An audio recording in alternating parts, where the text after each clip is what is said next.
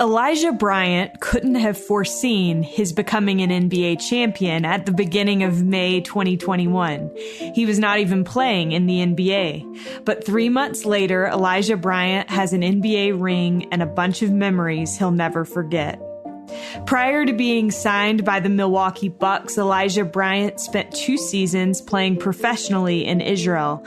Bryant went undrafted in the 2018 NBA draft out of BYU after averaging 18.2 points, 6.3 rebounds, and 2.3 assists per game in his junior season at BYU. This is All In, an LDS Living podcast where we ask the question, what does it really mean to be all in the gospel of Jesus Christ? I'm Morgan Jones, and I am honored to have Elijah Bryant on the line with me today. Elijah, welcome. Thank you so much for having me. I'm excited.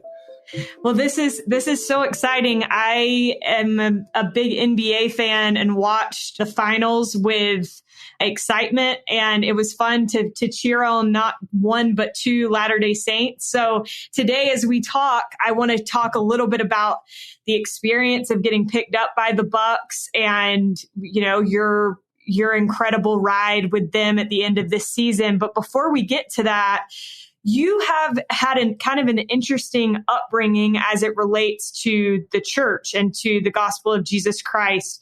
From what I understand, you grew up around the church your whole life, but it wasn't until you were at BYU that you kind of really became committed to it. Is that right, Elijah?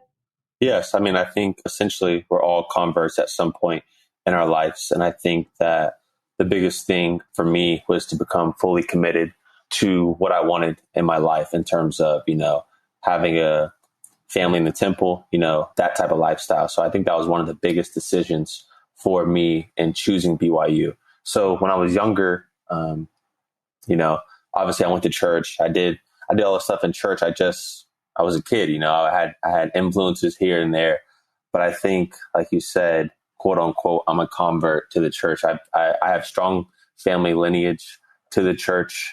It's just that, you know, being a young kid and how we're all converts to the church. Absolutely. And I think that that's an important thing to touch on. I'm curious, though, when you were playing at Elon College in North Carolina, before you ended up at BYU, when you went to BYU, what was kind of the catalyst for deciding to, you know, make the gospel a more integral part of your life? I think for me, when I was doing all those visits, you know, I visited Miami, I visited Butler, a bunch of, you know, other bigger schools in terms of basketball. I kind of had to really ask myself, what do I want to get out of this experience, or what do I want to get for my life? You know, at one point, and sometime the ball is going to stop bouncing, and I really wanted to excel not only on the court, but in the classroom, spiritually, mentally, physically, all those aspects. And I knew that if I chose BYU, I would be around, you know, great examples, like-minded people, everyone trying to work towards ultimately a temple marriage and getting back to our Heavenly Father. And I think for me, it wasn't necessarily a basketball decision. It was more so a life decision. I think that's very wise. You ended up at BYU, and I watched a video, though, before you ever went to BYU. One of your teammates at Elon, his wife, I believe, was talking about your dedication and your diligence when it came to basketball. And she talked about how you wore a mask in the gym to improve your conditioning. And first of all, I'm thinking you were ahead of the game on that. Yeah, I'm first of all, that was Zora Stevenson. She's actually the Milwaukee Bucks sideline reporter now. And I actually played with their husband, Kevin Blake. Oh, wow. His senior year, my freshman year. So it's kind of come all full circle. But to elaborate, I'm always trying to find an edge, whether it's nutrition, whether it's, you know, running around with the mask. I think that's just been my goal to play in the NBA one day. And I've gotten here, and I still have a lot of work to do. But I think finding an edge not only on the basketball court, but in you know, your whatever your career is, whatever, you know, your gospel learning, I think it allows you to progress at a faster rate, which allowed me to, you know, be in the position I am now. That's so cool.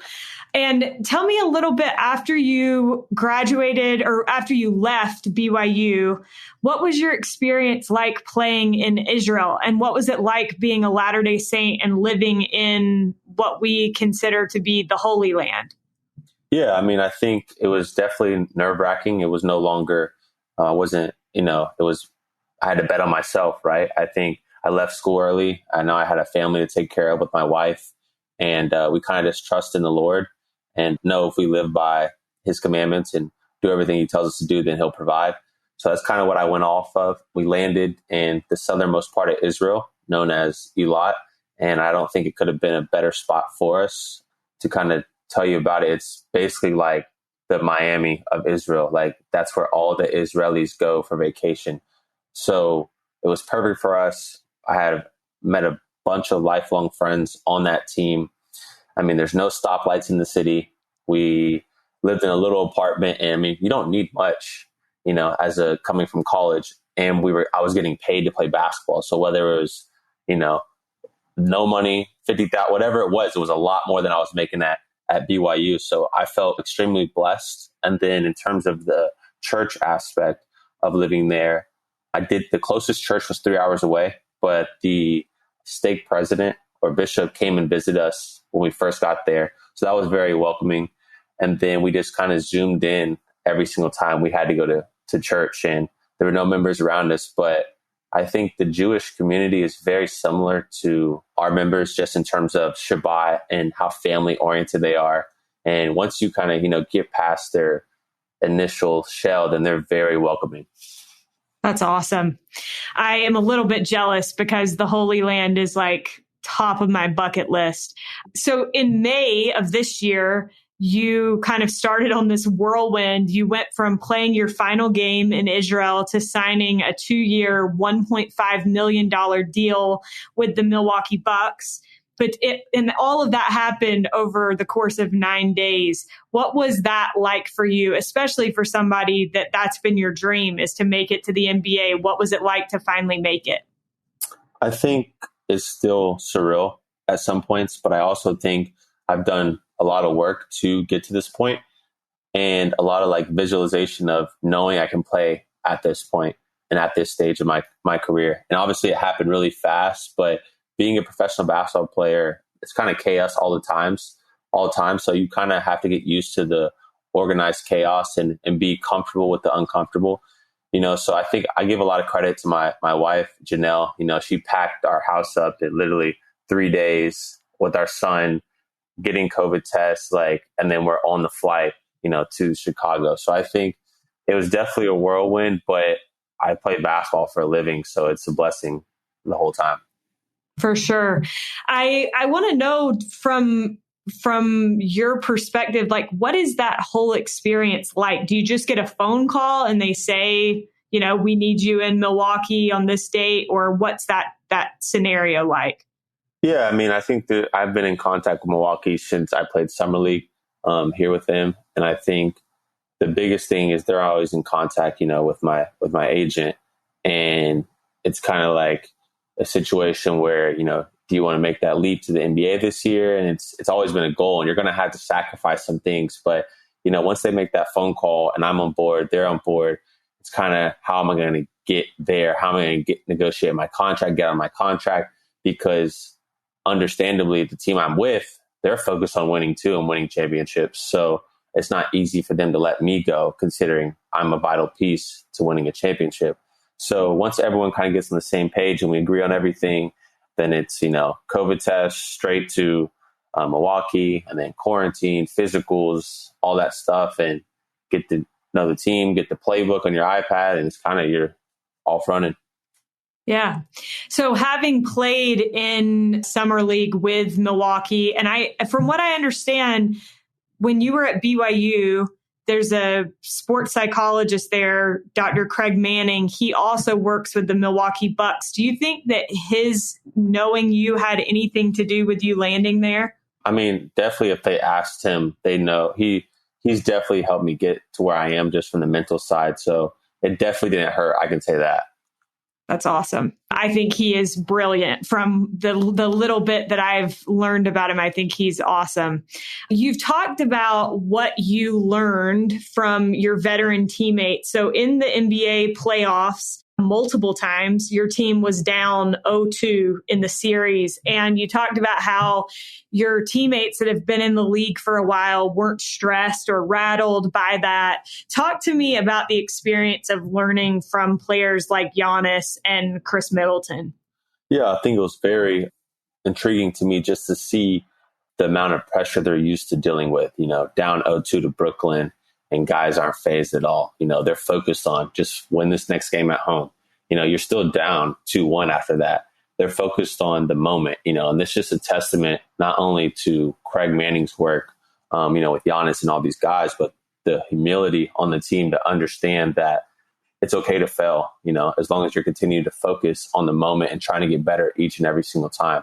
And I think from game 1 to game 2, we're focused on ways to get better. Maybe it didn't look better in terms of score, but if we can pick out the ways how we can get better, then we can obviously evolve into, this championship team. But just the humility and their mental approach to the game was like very impressive. Could you have ever imagined, Elijah, that from May to now you would go from being in Israel to winning an NBA championship?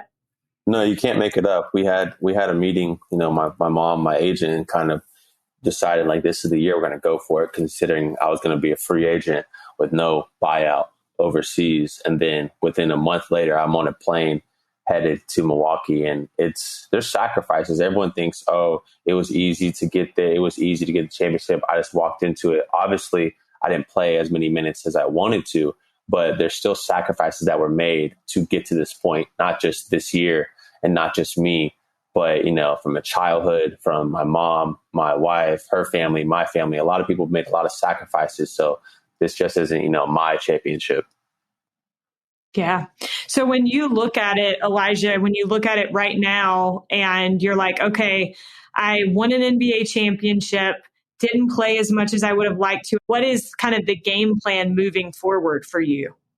I don't really focus on in terms of the contract, the money, all that stuff. I'm just trying to focus on getting better each and every single day in every aspect of my life. I think if I focus on the stuff like money or contract or where I'm going to be, and you become stressed, you become anxious, because in the NBA, things are moving all the time, as you can see in free agency. So if I can just learn how to get better a little bit each and every single day, and that's kind of my motto, the 1 cent club, just like put a penny in each and every single day, and then look what will happen at the end. So that's kind of my motto. That's kind of my focus right now.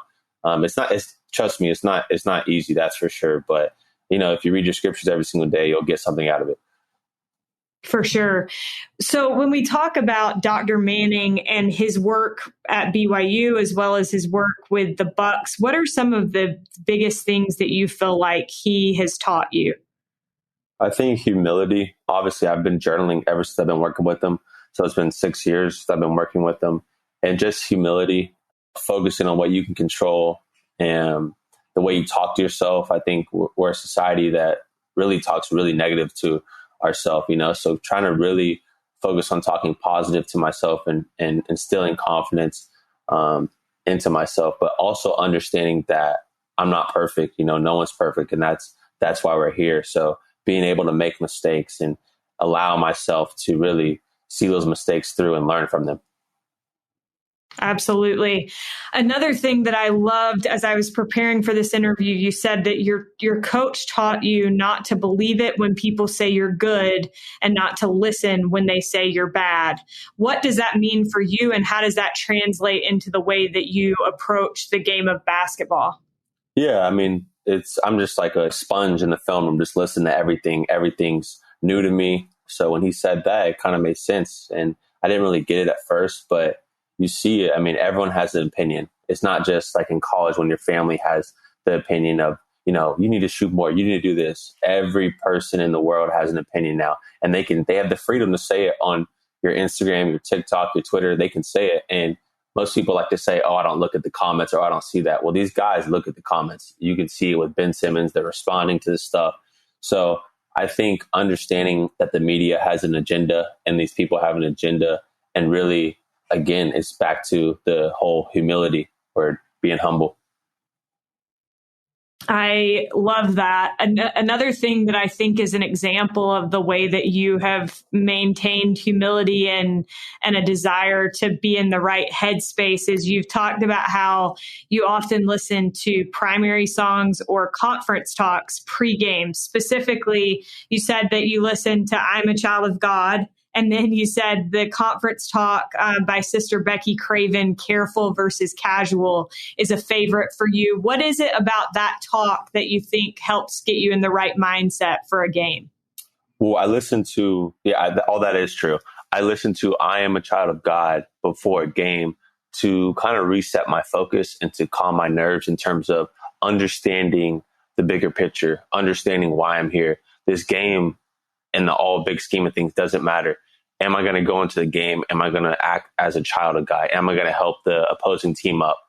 But with the talk, Careful versus Casual, I think it goes back to the 1 Cent Club thing of just, are we being careful or casual? Like, are we looking for 15 minutes of happiness and stuff like that? And I think they talk about it in the church, finding happiness, this quick, 10-minute happiness, or finding everlasting joy. And I think it kind of, that talk specifically to me teaches that feeling when you go and serve someone, compared to when someone gives you a gift. The feeling of serving someone is 10 times better than receiving a gift from someone. So I think, continuing to be not casual and careful about our studying of the gospel or whatever that is in life. Elijah, another thing that you do on a regular basis that I've been really impressed with is you frequently share religious quotes on Twitter. Why is that important to you, and why have you done it so diligently? I think for me, I've been put in this position for my platform to bring others into Christ. I feel like I wasn't mature enough to serve a mission when it was my time to serve. So I like to use my platform to now as my mission. So if I can just, when I'm doing my reading in the morning, just copy and paste what I thought was very inspiring to me and share it to someone. And hopefully if it helps someone, then I'm kind of doing my part in a sense. I feel like I'm making up for the time that I didn't serve my mission. And that's the same feeling I feel when it's, fast and testimony, meaning like, if I don't get up, then I feel like I'm being selfish, Elijah, when we talk about the gospel and, you mentioned feeling like you weren't mature enough at the time, but now you have been, committed for a number of years, and the gospel clearly means a ton to you. How would you say that committing to be a religious person and live a religious life and study your scriptures, all of those things, how has that changed you and changed your life? I think it's all about perspective. I think when you look through the lens of the gospel and live your life with the gospel, your perspective change. If someone cuts you off, obviously there's times I still get mad if someone cuts me off, but when I'm living the gospel the right way, I look at things through a different lens, and it allows me to see the bigger picture. Maybe that person who stole whatever it was, my headphones or camera, maybe they needed it more. You gain this different picture and you try to become, more like Christ each and every single day. Elijah, you've had kind of a unique experience, and I alluded to this earlier, that your teammate, Sam Merrill, is also a member of the church and was drafted by the Bucks out of Utah State.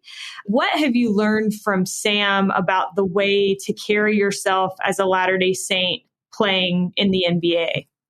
Yeah, I think, no matter who you are in this world, you're going to have, the adversary test you, and just having someone that's already kind of known the ropes in an NBA season, being able to help me and guide me and show me the ropes of, what to stay clear from, or where we can go to church, or when we can go to church, or picking me up from church has definitely been a great example to me. Do your teammates, do they know that you both belong to the same church? Yes. So there's actually 4 of us on the team this year. It was me, Sam, Wiz, the weight coach, and Craig. the sports psychologist. So they always ask the normal questions. You guys don't drink, or you guys don't drink coffee? You guys don't gamble? Like, what do you guys do for fun? Like they always ask those questions, and it's kind of funny listening to their perspective. Because again, I mean, everything's about perspective. What's fun to us might not be fun to them because we're looking through a different lens. Absolutely.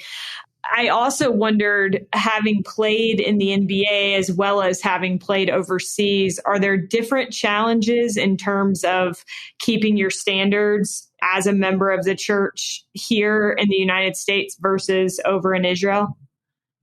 I mean, I think no matter where you go, there's going to be the adversaries and try to find a way to, make you make mistakes in your life. But I would feel like it's easier to, make a mistake in America where you know everything compared to, let's say, Europe, where half the time you don't know what they're saying.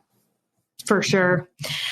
I wondered, as I read and watched some of your YouTube videos, it's clear that your wife is a huge part of your life, and you are not only a husband, but a father.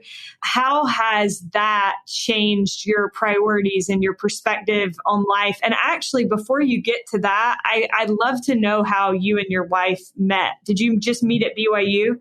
Yeah, so she went to UVU. I went to BYU, and it was actually my redshirt year. And there's actually a video on our YouTube page where we kind of reenact it. But she threw a party for a friend, and I actually came with the girl I was dating at the time.